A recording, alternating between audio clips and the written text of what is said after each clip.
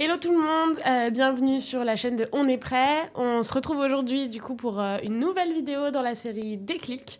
Donc il y a une série dans laquelle on discute avec des créateurs et créatrices de contenu de leur engagement, que ce soit leur engagement pour l'écologie, pour la justice sociale ou peu importe les causes qui leur tiennent à cœur. Donc on va parler mobilisation, on va parler activisme, on va parler de pas mal de choses. Et aujourd'hui je suis trop contente de pouvoir discuter avec Charlotte, a.k.a. mangeuse d'herbe sur les réseaux, qui va du coup nous parler de son parcours et son activité. Donc, merci Charlotte d'être là. Merci de me recevoir, je suis contente.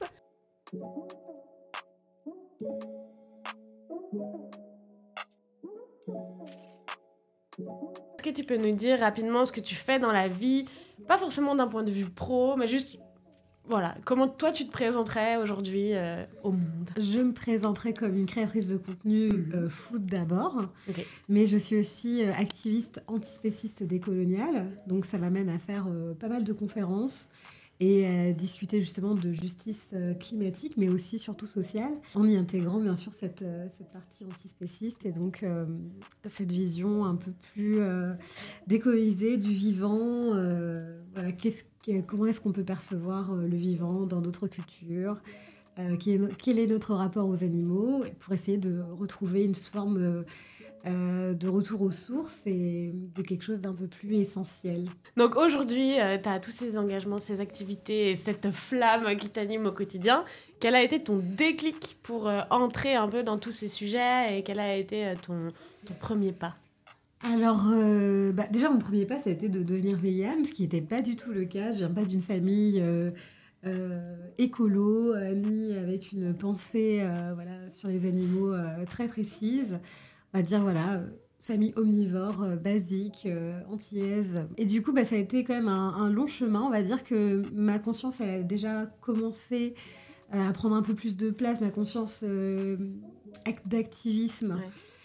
Et d'engagement à travers l'afroféminisme. Okay. Donc ça déjà c'est quelque chose qui m'a beaucoup parlé parce qu'à la base le féminisme c'est quelque chose qui me parlait pas du tout. Donc déjà ça m'a permis de mettre de la conscience et puis au fur et à mesure le fait de passer végane, notamment au contact de personnes racisées dont noires et véganes, déjà ça a créé une brèche, déjà une brèche de représentation, c'est extrêmement important. Et aussi tout ce que j'ai pu apprendre lors de ma nuit de l'horreur, c'est comme ça que je l'appelle, cette nuit de l'horreur, où je suis passée de omnivore à végane en cumulant un nombre assez excessif de vidéos extrêmement alarmantes, extrêmement violentes, qui m'ont quand même fait tout de suite créer un lien entre justement ce travail d'afroféministe et de justice sociale, mais aussi de connaissances historiques de mon héritage, que ce soit sur l'esclavage ou autre, qui m'a fait percevoir le système de l'exploitation animale comme intrinsèquement lié avec le système raciste, spéciste dans lequel je vivais. Quoi. Ok, donc en fait, tous les liens se sont faits lors de cette un peu nuit de l'horreur, comme tu le dis. Et c'est à ce moment-là que tu t'es dit, ok, si j'avance dans ce sens, je pourrais me battre pour telle chose qui sont un peu liées. Si je résume, hein. C'est tout à fait ça, parce qu'en fait, en observant que ce soit le traitement ou même le mécanisme d'exploitation des ressources humaines, la manière dont on les traite, dont on les perçoit, dont on les nomme, il y a plein de choses aussi, que ce soit même en créole, qui sont hyper liées. Parfois, c'est carrément des noms d'animaux. Par exemple, on peut parler de colorisme aussi. Le fait, par exemple, d'avoir gradé Chabine, Capresse, voilà, des personnes, notamment beaucoup de femmes, en fonction de leur teinte, de la couleur de leurs yeux, de leurs cheveux, de leur nature de cheveux, et de grader, et du coup, d'en créer des formes de nouvelles espèces hybrides à l'intérieur d'un même groupe noir. Et tout ça, c'est des mélanges. Chabine, par exemple, ça va être chèvre et brebis. Donc, on est vraiment intrinsèquement liés à la condition animale. Bien sûr, tout ça pour créer une forme de déshumanisation extrêmement extrême pour justifier l'exploitation de ces êtres humains, les mettre aussi dans une forme de miroir, mais pas un miroir dans lequel on se reconnaîtrait, un miroir dans lequel on va rejeter, parce que c'est aussi ça, la colonisation. L'habitat colonial, c'est aussi mettre à distance le plus possible le colonisé de la terre, du vivant, le déchirer, le déchiqueter de son noyau pour justement que les combats soient brouillés, quoi. Ok. Voilà. Ok, donc c'est réparer un peu ce déchirement. Tout à fait. Ok. Tout à fait. Réparer le lien, parce que c'est justement le lien. comme ça qu'en fait on éradique, on soumet tous ces process de soumission, d'asservissement, ils partent par cette déconnexion et cette déconstruction. Donc que l'on soit dans une lutte panafricaniste, féministe, afroféministe, etc., retourner à la source et surtout reconnecter avec le vivant en général, m'est apparu en tout cas le meilleur moyen de lutter activement et au niveau individuel. Donc on a compris que voilà, tu avais pas mal de combats, qu'ils étaient tous liés, en tout cas que tu les mènes tous de front. Si tu devais aujourd'hui, pas lister, parce qu'on va pas faire une liste exhaustive des combats, mais quel sujet tu aimerais mettre en avant, mettre en lumière, sur lesquels tu aimerais informer le grand public aujourd'hui, voilà, qu'est-ce qui... on va dire, un petit peu lead ton activisme au quotidien? Je pense que ce serait avant tout les alliances multiples.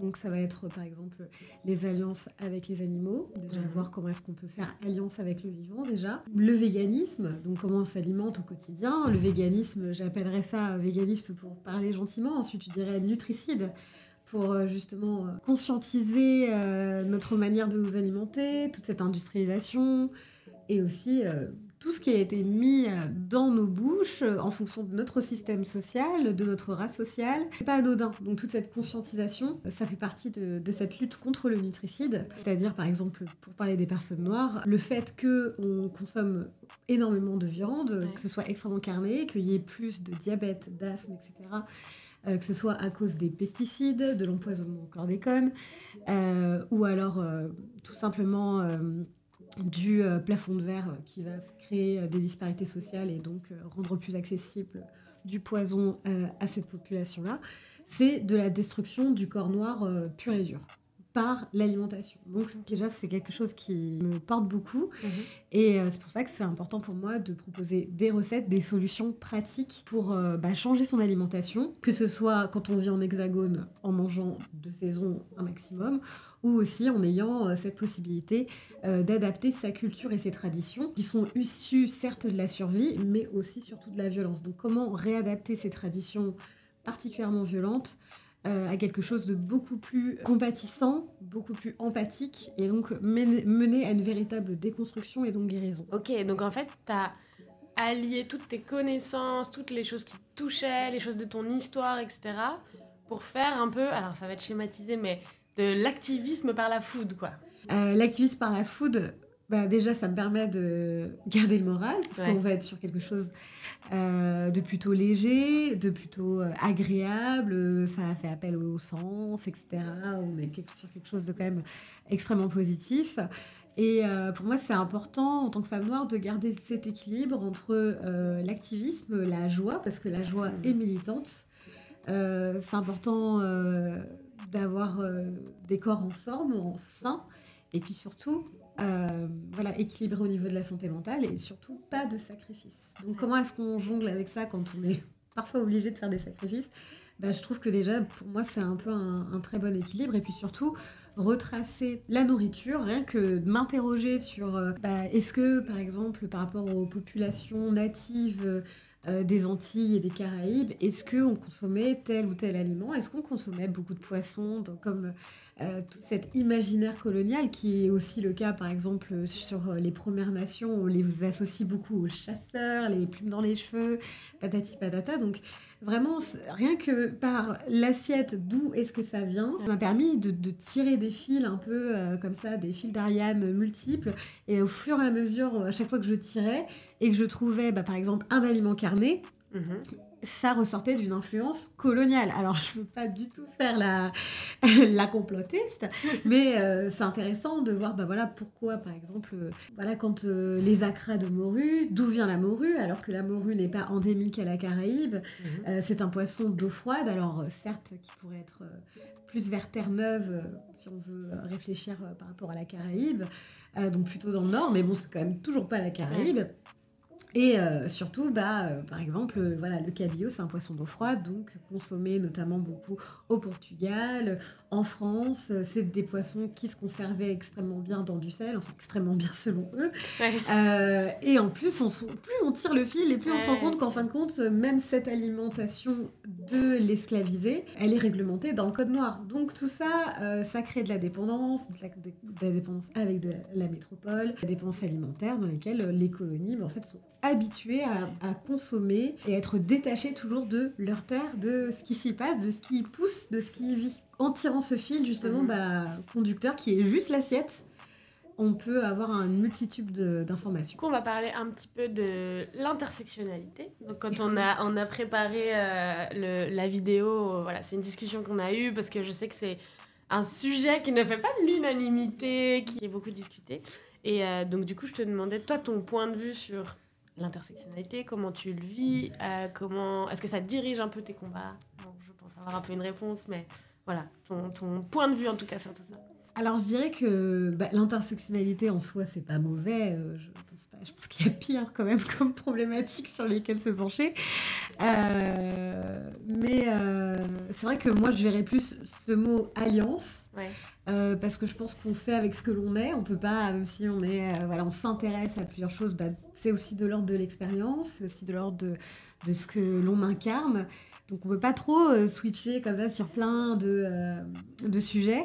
Et du coup, pour moi, alliance, c'est beaucoup plus intéressant parce que dans l'intersectionnel, je trouve parfois la problématique, c'est les personnes qui parlent à la place d'autres personnes, qui prennent trop de place. Et du coup, en fait, là, c'est plus trop de l'ordre des alliances puisque...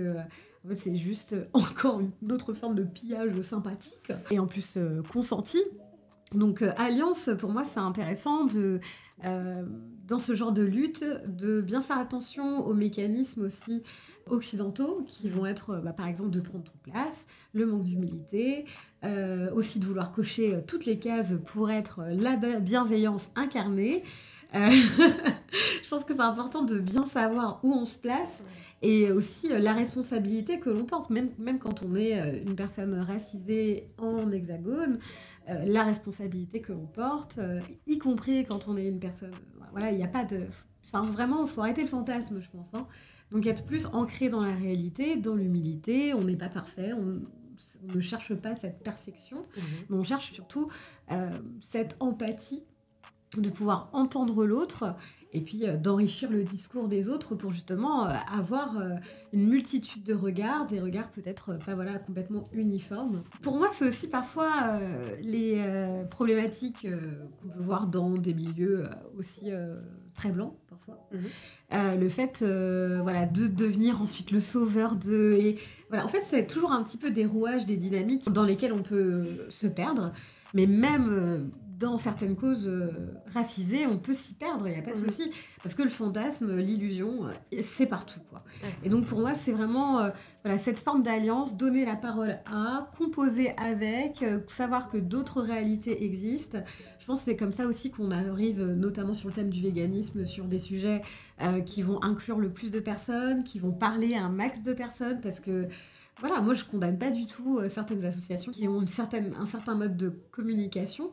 Mais par contre, il faut réaliser que c'est pas adapté et audible pour tout le monde. Il faut pas forcément polisser le message, il faut faire avec ce que l'on est et il faut aussi redonner aux personnes concernées. Voilà.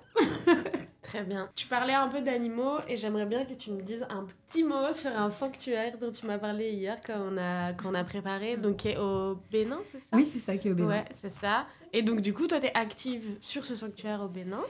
Oui, je m'y rends en septembre, donc j'ai trop hâte. Trop bien.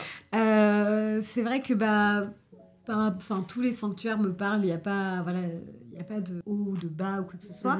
Mais c'est vrai que c'était la première fois que je voyais un sanctuaire aussi bien géré de manière aussi si spontanée par une personne qui s'appelle donc Djibril, qui tient le sanctuaire de Gaulle Panda. Ce qui est intéressant aussi, c'est aussi sa manière peu académique d'aborder la cause animale, c'est-à-dire de laisser des animaux, on va dire, prédateurs et proies évoluer ensemble et de constater que la prédation est annulée. Alors je ne sais pas comment il fait, mais c'est assez fascinant. Prédation annulée. Voilà, prédation. Alors tous ces bouquins là de darwinesque, ouais mais en fait à poubelle. Voilà, donc c'est quelque chose qui me fascine assez. Mais c'est intéressant de voir des personnes préserver, accompagner des animaux qui sont dans le besoin, parce que ça peut être des animaux que des personnes vont amener parce qu'ils ont trouvé un animal blessé. Et c'est vraiment assez dingue de voir des animaux, je sais pas, comme par exemple des cobras, se poser sur des dos de chèvres, de vaches, faire leur vie, des petits calinous. C'est incroyable, quoi. Des crocodiles évoluer sans aucune violence ni agressivité. Moi, ça me tient beaucoup à cœur, ce genre d'espace. Déjà, pour avoir un espace qui traite d'animaux issus du continent africain par des personnes concernées, parce qu'on sait qu'en France, notamment et en Occident, on est extrêmement fascinés par ces animaux. D'ailleurs, le premier argument, je pense, que tout le monde a entendu quand on passe vegan, le lion et la gazelle, voilà, on n'en peut plus. Vous n'avez pas vu le roi lion, quoi. C'est pas lui qui chasse, déjà. On n'en peut plus. C'est pas lui qui fait le taf. Et puis vraiment, voilà, toute cette imaginaire où je me dis, c'est marrant quand même de voir donc un peu comme ce livre qui parle du colonialisme vert, qui s'appelle Black Space, White Space, et donc qui parle beaucoup de la préservation de ce colonialisme vert qui va préserver la nature, s'intéresser façon WWF aux animaux sans tenir compte des populations qui y vivent et du massacre en cours pendant que des personnes blanches régulent la nature en allant chasser et défoncer des girafes, des rhinocéros, etc. C'est pas du tout une pratique nouvelle. Nous, ça nous apparaît problématique aujourd'hui, mais c'est des choses qui se passent depuis extrêmement longtemps, depuis la colonisation. Toute cette préservation, ou même les arguments des zoos en disant oui, là on a un rhinocéros à Vincennes, c'est complètement normal, etc. Tout ça, c'est aussi une pensée coloniale, écologique, soi-disant animaliste, qui est très intéressante, puisque j'ai envie de dire, pourquoi est-ce que vous ne vous occupez pas de votre faune, de votre flore ? Déjà, laissez un peu cet imaginaire, toujours ce fantasme, ces illusions du sauveur, et puis aussi d'emmener des animaux qui n'ont rien à faire là, que ce soit au niveau climatique, ça n'a rien à faire là. Et là, pareil, comment on va faire ? Et donc, gérer cette frustration, c'est super intéressant, et surtout, que ce soit dans le véganisme, et à travers ces espaces, voir des personnes concernées, des personnes racisées, s'occuper de leur faune et de leur flore, c'est absolument pas du tout des épiphénomènes. Et donc, en fait, gérer cette frustration, que ce soit dans l'écologie, dans le véganisme, cette alimentation, tout ça, en fait, c'est vraiment un très gros lien, parce que comment est-ce qu'en fait, on peut être le poison de ce monde et le remède en même temps. Donc il va falloir se traiter. C'est pour ça qu'en soi, l'intersectionnalité n'est pas horrible, mais vraiment de se traiter, de traiter les comportements nocifs en fait, qu'on peut avoir en tant qu'occidentaux, d'être trop envahissant sur certains sujets, trop dans l'interventionnisme, dans beaucoup de sujets. Donc ça peut poser des questions. Et l'antispécisme, je trouve, est une réflexion qui permet justement d'aller un peu plus au plus profond des choses. Même s'il n'y a pas une pensée unilatérale, je trouve que c'est vraiment hyper intéressant là-dessus. Cette représentation, cette place qui est prise de personnes qui sont complètement fonctionnelles, qui savent complètement gérer leurs espaces, connaissent depuis des millénaires, ont des traditions, des rapports au vivant très particuliers. Ça, c'est hyper intéressant parce que je trouve que ce qui est intéressant, c'est que même si on est dans l'écologie ou dans le véganisme et en fin de compte, parfois on remplace juste certains comportements, mais plein d'autres traînent. Mais c'est normal parce que, comme je te l'ai dit, on reste ce que l'on est. Ouais. Et c'est pas grave, mais en soi, c'est intéressant aussi d'observer d'autres modes de fonctionnement, d'autres visions du monde, parce que pour justement ne pas appliquer les mêmes problématiques, déguisées avec des petits papillons roses, etc.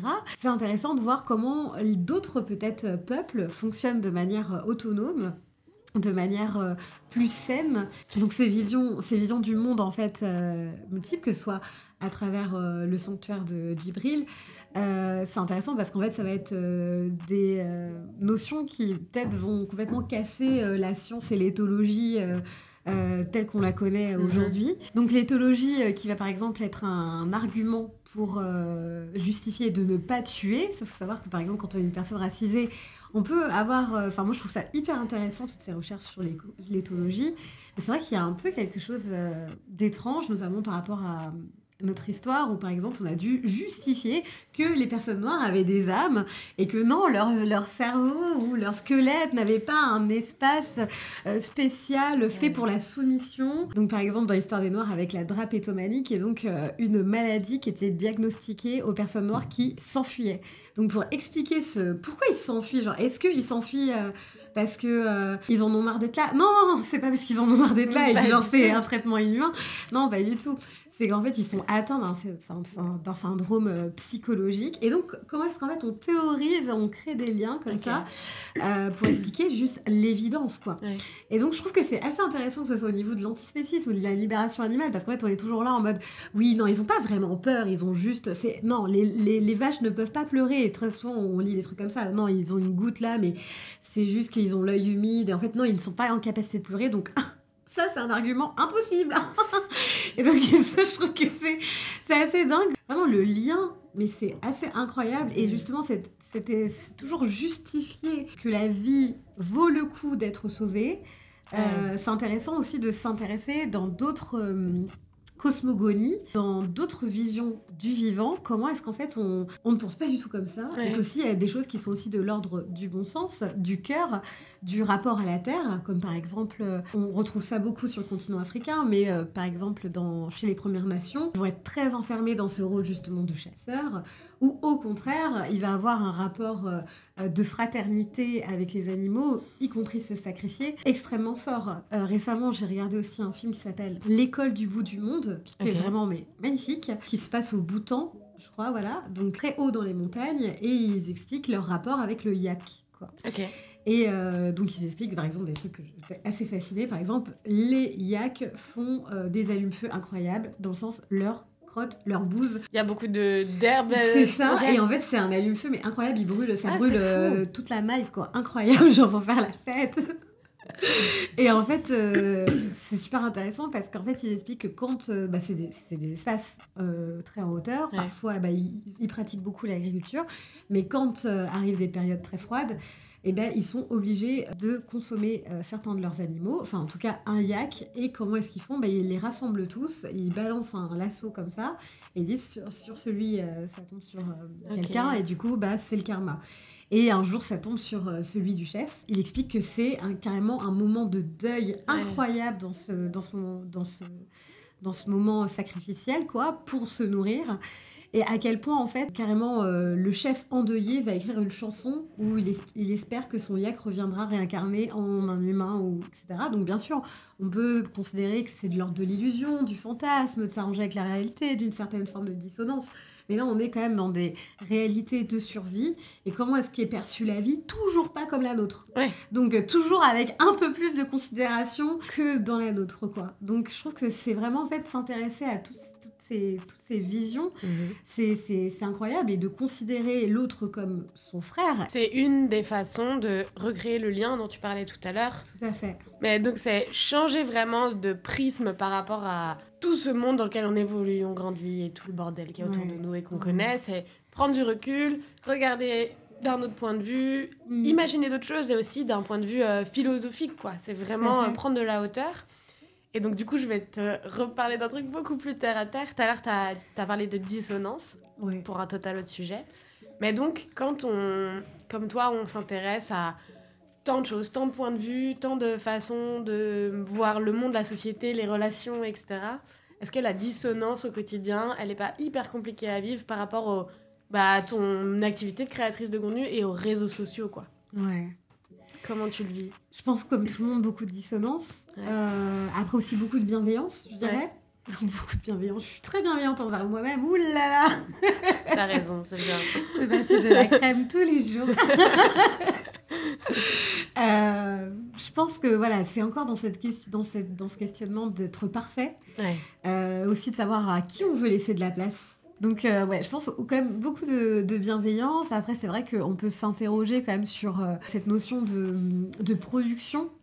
Mais en tant que créateur de contenu, qu'est-ce qu'on veut être comme ça, dans une sorte de d'hyperphagie du savoir, d'en donner un max, des max de recettes. Je sais même pas si les gens les font vraiment, tellement ça déborde d'informations. Ouais. Ça demande aussi un petit peu de raisonner, de savoir s'en détacher un petit peu. Ouais. Et ça, je pense qu'on va dire que dans ma bienveillance, c'est l'équilibre que j'ai trouvé, quoi, de ne jamais trop brusquer. Si j'ai pas... Moi, tout ce que je fais sur les réseaux, c'est parce que je suis en obsesse sur un plat. Donc, ça veut dire que je le mange vraiment. Je vais pas me dire, ah ben voilà, en ce moment, c'est Pâques. Moi, je ne fête pas Pâques. Je ne mange pas de chocolat comme ça. Sauf dans les magnums, ça, c'est vrai. Je suis pas... donc, je vais pas faire... Ah, voilà, c'est Pâques, du coup. Contenu Pâques. Là, vraiment, j'ai l'impression d'être sur l'entreprise et de faire des trucs qui se synchronisent parfaitement. Je trouve que c'est hyper oppressant. Mm-hmm. Et pour le coup, je trouve que ça rajoute du contenu que je sais même pas si les gens vont faire ça, quoi. Donc, je pense que c'est important de toujours recentrer aussi à la réalité, à ce qu'on vit vraiment.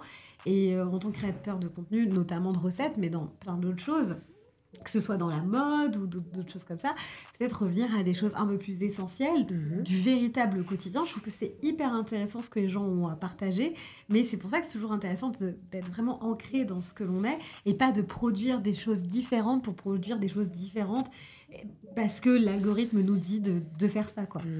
Voilà. Okay. Donc c'est peut-être que ça va créer des mouvements boring. Non, voilà. Non, parce que... Aujourd'hui, t-shirt jean. Mais je pense que ça pourrait être drôle. Et aujourd'hui, quoi ? T-shirt jean.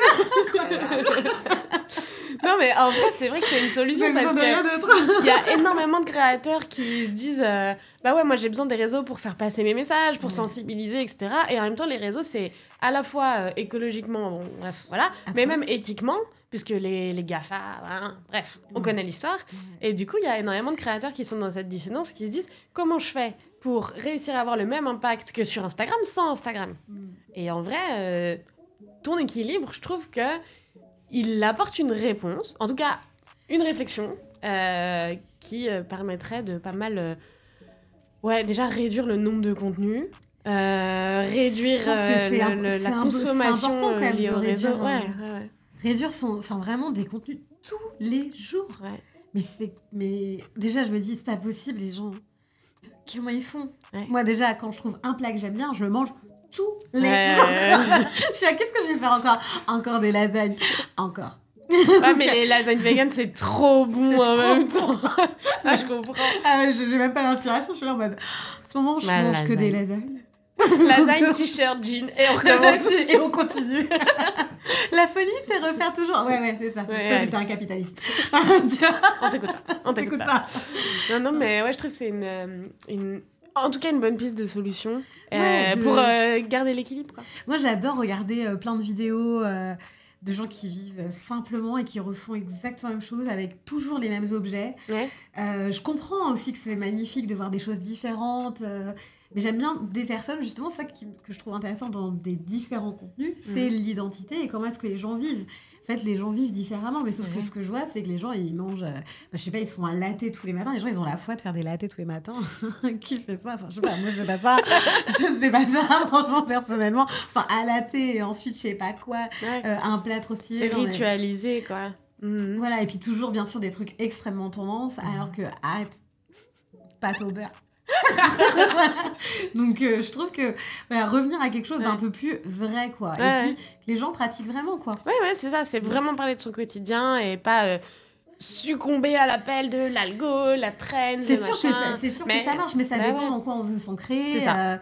Moi c'est comme ça que j'arrive à me sentir alignée, en tout cas, personnellement. Oui, ça dépend aussi des objectifs et tout. Ok, et dernière question, alors du coup, est-ce que tu as quelque chose à recommander du coup, aux gens qui vont te regarder pour faire un premier pas, on va dire, vers le vivant, l'écologie ou la justice sociale, ou les trois, ou ce que tu veux, que ce soit des œuvres ou même des actions ou je sais pas, des trucs. Franchement, dans les œuvres artistiques ou du quotidien, il y a tellement de choses. Je vous dirais de regarder des films d'ailleurs, autres qu'en France, autres qu'aux États-Unis. Déjà, ça ouvre des possibilités de réflexion assez intéressantes. Et bien sûr, pas fait par des Blancs. Parce que les trucs en mode alors je me suis rendue, oh mon Dieu, alors je crois que le pire c'est genre les trucs genre Égypte, oh là là, alors là, il n'y a pas pire, c'est ma kryptonite, quoi. Alors ici, on pense que ça devait être un zoo. Pourquoi tu dis ça? Qu'est-ce qui te fait... je suffoque.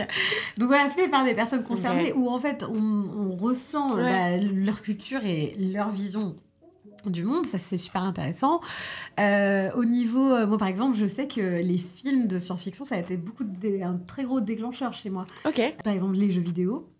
Il y avait The Last Guardian qui m'avait beaucoup parlé, parce que c'est un jeu qui est très silencieux, un peu comme d'ailleurs c'est le même créateur que Shadow of Colossus. Et voilà, pour ceux qui jouent et qui sont un peu genre déconnectés du vivant, qui vont pas mettre leurs mains dans la terre, je trouve que c'est des choses c'est incroyable. À travers ce jeu, j'ai ressenti vraiment une connexion, vraiment une intimité. C'était assez dingue, donc ça, vraiment, je recommande. Pour moi, les pistes, elles peuvent être multiples, mais je pense que celle qui est la plus efficace, bien sûr, les bouquins, mais surtout mettre ses mains dans le cambouis, quoi. Donc, essayer de déconnecter, marcher en forêt, regarder ce qui se passe dedans, essayer de sortir. Ça peut être aussi intéressant de travailler sur ses phobies par rapport aux animaux, par rapport aux insectes, de les fixer, de les regarder, d'observer, de regarder des documentaires, des choses comme ça, pour en fait créer du lien et surtout sortir de ce paradigme de la peur, sortir de cette étrangeté, pour qu'en fin de compte, on sorte de l'étrange et qu'on se reconnecte et qu'en fait, on y voit un miroir, on se voit nous-mêmes. Et ça, c'est la meilleure des réparations, quoi. La considération, ça. Trop intéressant. C'est la meilleure reco, je pense. Juste essayer de se reconnecter comme on peut. Parce que c'est ça que tu me disais aussi, c'est que en fait, du vivant, c'est partout. C'est pas forcément à partir en Amazonie, machin. Ah oui, ça d'ailleurs, je tiens à le dire, j'ai un gros problème avec le voyage. J'ai un gros problème avec le voyage. Et ça, je pense que c'est aussi important dans cette frustration, toujours ce truc, la frustration, de se retenir, de rester un peu à sa place. Très souvent, je peux avoir des discussions un peu houleuses avec des gens qui veulent acheter des terres. Oh, je voudrais acheter aux Antilles. Pire truc à me dire. Juste après le documentaire sur l'Égypte. J'ai quelques listes comme ça de kryptonites. Voilà, on fera un top 10. Fatiguée. Top 10 des kryptonites de Charlotte. C'est clair. Autodestruction après, il n'y a plus personne. Et en fait, acheter des terres. Comment est-ce qu'on peut vouloir acheter une terre? Acheter la terre, quoi. C'est incroyable. Et cette notion de propriété, waouh! Aux États-Unis, ils ont une sorte de proverbe très insultant qui est en mode donner comme un Indien. C'est genre... Putain, je connaissais pas. Donner comme un Indien, c'est genre un peu dire... en gros, voilà, tu donnes, mais en fait, c'est pas sincère, quoi. Tu voulais pas vraiment donner, quoi. Parce que justement, il y avait ce côté... Ah, est-ce qu'on peut se poser là? Bah ouais, vous pouvez. La terre appartient à personne. Puis après, j'ai commencé à mettre des murs. Ils se sont dit, attends, qu'est-ce que t'es en train de faire, là, en fait? C'était pas le deal, Du coup, attendez, vous avez bien dit que c'était OK. Mais oui, mais la terre, c'est ni la mienne, c'est ni la tienne. Il n'y a pas de propriété, quoi. Et du coup, après, c'est pour ça qu'après, au fur et à mesure de nombreuses batailles, ils se sont retrouvés carrément dans des réserves à devoir... Parce qu'il n'y a pas cette notion de ça, c'est ma terre. La terre appartient à qui? Pareil aux Antilles, les plages privées. Les plages privées, ça s'explique par rapport au trauma, par rapport au pillage, par rapport à la survie en Occident. Chaud, regardez Barbare. Moi, je suis là, je les regarde un peu en mode... je comprends que la nourriture, là... ça crée des petits problèmes. Quand on a faim, moi aussi, quand j'ai faim, je suis pas de bonne humeur. Ah, ça c'est vrai. Ça, c'est un peu universel, je crois. Et du coup, quand on va switcher comme ça son regard sur la nature, quand on va voir que, en fait, c'est vrai que cette notion de propriété, cette notion du voyage, de ces espaces, se contrôler un peu, et justement, c'est le problème. Découvrez au quotidien tout ce qui est précieux. Je pense que le pigeon, c'est un de mes animaux préférés de la ville. Il faut savoir qu'il n'y a absolument aucune différence entre le pigeon et la colombe. Pourtant, une différence de traitement incroyable sur sa couleur de plumage. Et donc, bien sûr, pas du tout anodin, mais c'est hyper intéressant de... La connexion, elle se fait avec tout, avec n'importe quoi. Pendant le confinement, c'était les plantes qui poussaient de partout parce que personne ne venait les couper. Et on était là, on fait, en fait, c'est pas mal quand même. Ce petit côté Last of Us sans les zombies. Ça, esthétique. Vraiment, ça peut être quand il pleut, observer pourquoi il y a tous ces vers de terre qui sortent. Ils sont là en train de prendre grave de l'oxygène, de s'hydrater avant de repartir, faire le taf. Donc, la connexion, elle est partout. Bien sûr, on peut être encore plus privilégié en étant dans des espaces ou en ayant des terrains où on peut profiter, planter, etc. Mais même sur un petit balcon, on peut créer du lien, quoi. Et ben merci beaucoup en tout cas. De rien. C'était hyper intéressant. On mettra tout en description. Et puis, voilà, on mettra aussi toutes les références dont tu as parlé parce qu'il y avait plein de trucs. Non, franchement, c'était hyper intéressant. Merci beaucoup. C'était très riche et précieux comme échange. Donc voilà. Et puis, à bientôt pour une nouvelle vidéo Déclic. Je fais jamais ça. Pourquoi là, d'un coup, j'ai envie de faire une outro? Non, mais n'importe quoi. Bon, bref, allez, ciao!